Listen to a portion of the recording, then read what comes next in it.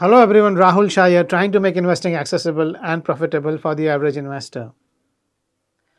Now, investing is not about being a math genius or a tech wizard. If it were, only software engineers would own IT stocks and only doctors would own pharma stocks. In reality, successful investing is about having the right frameworks. Think of a framework like a mental GPS.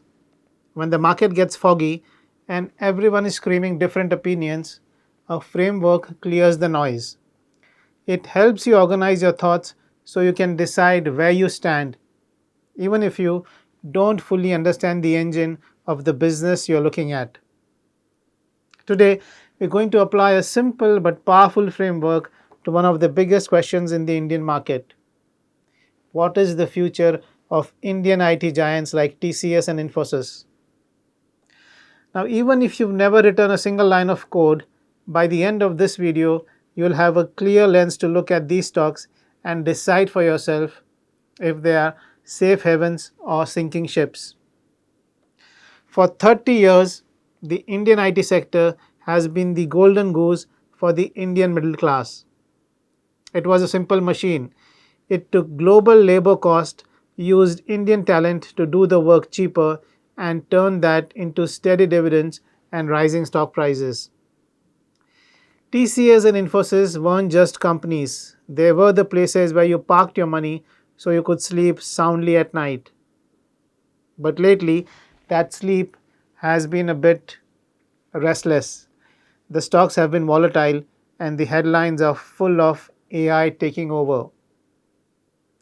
Now, here's a humbling truth we all need to admit. Most of us don't actually understand how these companies work. And that's okay. Even the legends struggle. Take Warren Buffett. He is the gold standard of investing, yet he avoided tech for decades. When he finally bought Apple, he didn't do it because he understood the coding of iOS. He did it because he understood the brand. To him, Apple was like Coca-Cola, a sticky product people could not live without. Even Peter Lynch, the man who told us to invest in what you know, recently admitted he doesn't fully grasp the nuances of AI. So, if the masters of the universe are approaching tech with humility, we should too. We don't need to know how the AI is built. We need a framework to understand how AI affects the business. Now, to analyze any stock, you can split your brain into two halves, the quantitative and the qualitative. The quantitative, which is the numbers, looks at the past and the present. It asks, is this a good business today? If you look at the cons for TCS and Infosys, they are spectacular. They have decades of growth, massive profit margins, and piles of cash. Financially, they are healthier than many of the top consumer goods companies in India. The qualitative, which is the story, it looks at the future. It asks, will this business be relevant tomorrow? Now, this is where the clouds start to gather. The traditional Indian IT model is built on billable hours, charging clients for the time developers spend working. But what happens if an AI agent can do the work of 5 junior developers in half the time? If the hours collapse, the revenue might collapse too. This is the qualitative risk. Now, because of this split between quantitative and qualitative, investors are currently divided into two camps. Which one are you? Camp A, the qualitative skeptic. These investors believe that AI is a fundamental threat. They worry that AI won't just be a tool for TCS, it will replace the need for many of their services.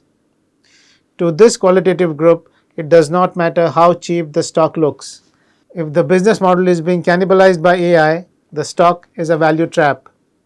They would rather wait and see exactly how these companies monetize AI before they put their hard-earned money at risk. For them, safety first means clarity first. Now, Camp B, the quantitative realist. These investors focus on the as is state. They know the future is uncertain, but they also know that uncertainty creates deals. They remember history. People said the internet would kill traditional business. They said the 2008 crisis was the end. They said the cloud would make Indian IT obsolete. Every time the loudest fears were overdone and the companies adapted. The quantitative investor looks for a margin of safety. Now look at the numbers right now. TCS is trading at about 20-21 times price to earnings multiple. Its 10-year average is around 27. That's a 25% discount. Infosys is trading around 22 times, which is only slightly below the historical average. To a quantitative investor, TCS looks like a bargain. He is willing to bet on the resilience of the institution. He believes that even if the world changes, a company as well run as TCS will find a way to stay profitable. So here is the crossroads. One side bets on the disruptive power of technology, the qualitative view. It sees a storm coming that could change everything. The other side bets on the proven resilience of institutions/companies, the quantitative view. It sees a world-class company selling at a rare discount. Well, there is no right answer yet.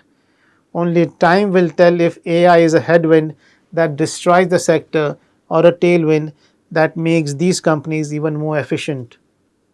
But here is the takeaway. You don't need to be a tech expert to make a choice. You just need to decide which philosophy you trust more. Do you believe the numbers and history? Buy the discount? Or do you fear the changing narrative? Wait for more clarity.